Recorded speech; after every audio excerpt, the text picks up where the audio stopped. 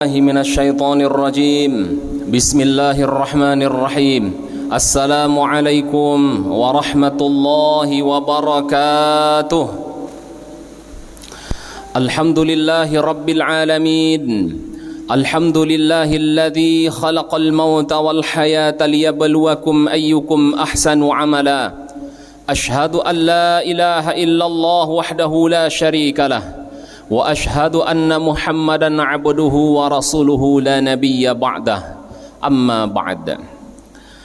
Bapak Ibu kaum muslimin wal muslimat, sidang jemaah salat zuhur yang dirahmati Allah Subhanahu wa taala. Kita lanjutkan kajian sebelum zuhur pekan kedua, yaitu kita membahas tentang mengapa kita malas beribadah. Dalam kitab Al-Futur yang ditulis oleh Syekh Dr. Nasir bin Sulaiman Al-Umar, faktor yang menyebabkan kita malas beribadah, yaitu yang ketujuh, sudah yang ketujuh kita bahas untuk zuhur ini, yaitu al-ma'asi wal munkarat wa aklul haram.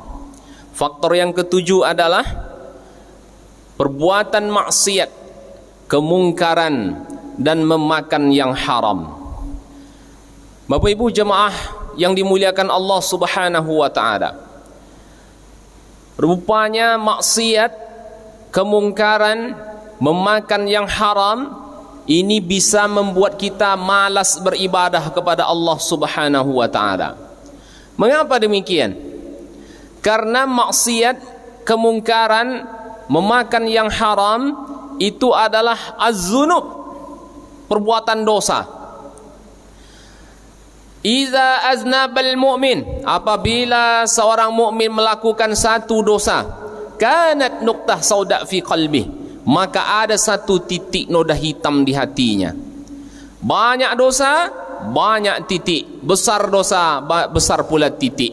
Inilah Bapak Ibu jemaah yang membuat kita lama-lama hati ini menjadi hitam, sehingga kita semakin jauh dari cahaya Allah Subhanahu wa taala. Lama-lama malas beribadah kepada Allah, malas membaca Al-Quran, malas salat berjemaah ke masjid, dan ibadah-ibadah yang lainnya. Kenapa? Karena perbuatan maksiat, berbuat kemungkaran, dan memakan yang haram itu bisa membuat kita malas beribadah, karena banyaknya dosa yang menempel di hati kita.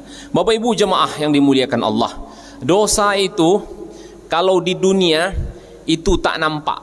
Makanya dosa itu di dunia bersifat maknawiyah, tak berwujud, memang tak nampak. Ada pernah kita nampak dosa? Tak pernah. Cuman kita tahu kalau ini yang kita lakukan dapat dosa, ini yang kita buat dosa. Tak pernah kita nampak wujudnya, tak pernah nampak. Ini namanya bersifat maknawiyah. Tetapi kalau di akhirat nanti, dosa itu nampak, ditampakkan oleh Allah. Dalam surah Al-An'am ayat 31 Allah sudah mengatakan, وَهُمْ يَحْمِلُونَ أَوْزَارَهُمْ عَلَى ظُهُورِهِمْ. Nanti pada hari kiamat mereka memikul, yahmiluna, mereka memikul auzarahum, dosa-dosa mereka, ala zuhurihim, di punggungnya. Jadi nanti Bapak Ibu ayah bunda jemaah yang dimuliakan Allah, di akhirat nanti nampak dosa itu. Makanya dosa di akhirat itu bersifat hissiyah, nampak, dipikul. Banyaknya dosa yang kita lakukan, nampaklah nanti di akhirat, dipikul dosa itu. Ala sa'a ma yazirun, alangkah buruknya yang mereka pikul waktu itu. Malu luar biasa Bapak Ibu ayah bunda yang dimuliakan Allah. Oleh karena itu, kita sebagai manusia biasa yang tak luput dari dosa dan khilaf, kita harus berupaya terus menerus untuk selalu berbuat baik dan yang terbaik dalam kehidupan dunia ini. Andaikan ada perbuatan dosa yang pernah dibuat, maka bertaubatlah kepada Allah. Fa in taba wastaghfara, kata Nabi, jika dia mau bertaubat dan minta ampun, suqila qalbuhu, kembali hatinya bersih. Tentunya kalau hati sudah bersih, maka kita mudah, ringan untuk melaksanakan ibadah kepada Allah Subhanahu wa ta'ala. Beratnya kita membaca Al-Quran, beratnya kita bersedekah, mungkin banyaknya dosa yang kita lakukan sehingga tak merasakan nikmat ibadah kepada Allah Subhanahu wa ta'ala. Bapak Ibu jemaah yang dimuliakan Allah Subhanahu wa ta'ala, oleh karena itu jauhilah maksiat, jauhilah kemungkaran dan memakan yang haram. Memakan yang haram juga bisa membuat kita malas beribadah. Apa yang kita makan menjadi darah daging ke tubuh kita. Kalau dia haram, tentu dia akan cenderungnya yang haram.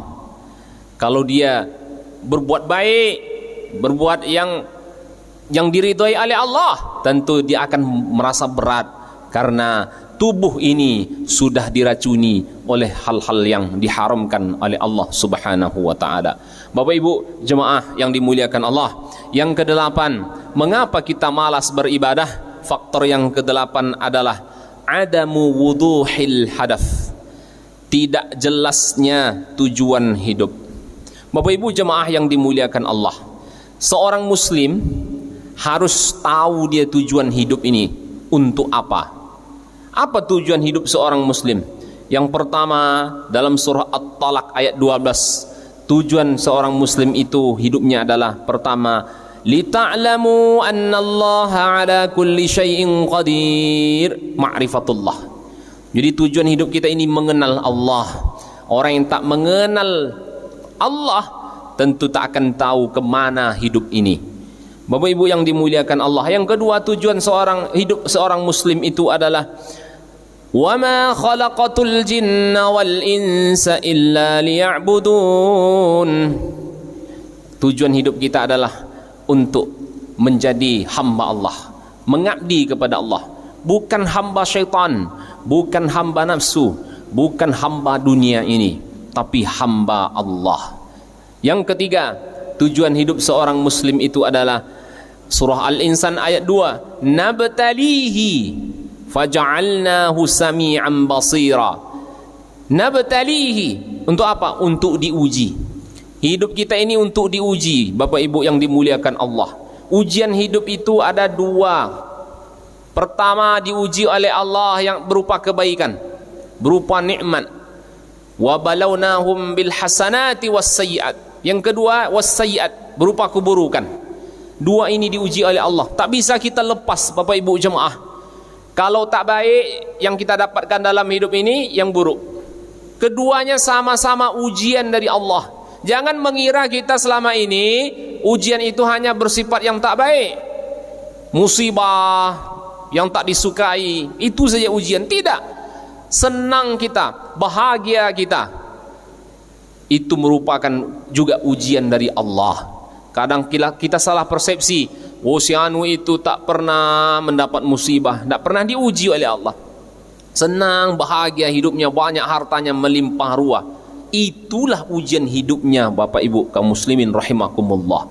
Biasanya kalau hal ini diuji oleh Allah, biasanya manusia terlena dan lalai kalau diuji dengan kebaikan. Kalau diuji dengan musibah, insya Allah doanya lama, di masjidnya lama, saf terdepan, baca Al-Quran terus menerus. Tetapi kalau diuji berupa nikmat, disinilah ujian terberat. Terkadang kita lupa dengan Allah, tak sempat lagi ke masjid, tak lagi bersedekah, penuh hiruk pikuk kehidupan dunia ini yang dia jalani dalam kehidupan. Na'udzubillah, summa na'udzubillah. Oleh karena itu pastikan tujuan hidup ini diuji oleh Allah. Kalau sudah kita tahu, insya Allah hidup ini kalau tidak sabar, syukur. Sabar atas musibah, bersyukur atas nikmat yang diberikan oleh Allah. Kemudian tujuan hidup yang kita sebagai seorang muslim adalah akhirat. Jadi tujuan hidup kita ini yang kita tuju akhirat. Tak ada yang lain ayah bunda. Akhirat, dunia ini sementara. Apa yang kita buat di dunia ini, inilah nanti yang kita petik hasilnya di akhirat. Oleh karena itu, apapun yang dibuat dalam kehidupan ini, jangan kita merasa tulul amal, panjang angan-angan, merasa hidup di dunia ini lama lagi, sehingga mati itu lama lagi. Bapak Ibu jemaah yang dimuliakan Allah, ingat, hidup ini sebentar, akhirat selamanya. Itulah yang bisa kita sampaikan pada kesempatan ini. Mudah-mudahan kita semua orang-orang yang terhindar dari malasnya beribadah kepada Allah, jauhi maksiat, jauhi kemungkaran, jangan memakan yang haram, kemudian pastikan jelas tujuan hidup kita sebagai seorang muslim mukmin yang menjalani kehidupan ini dengan baik. Demikian, mohon maaf lahir batin.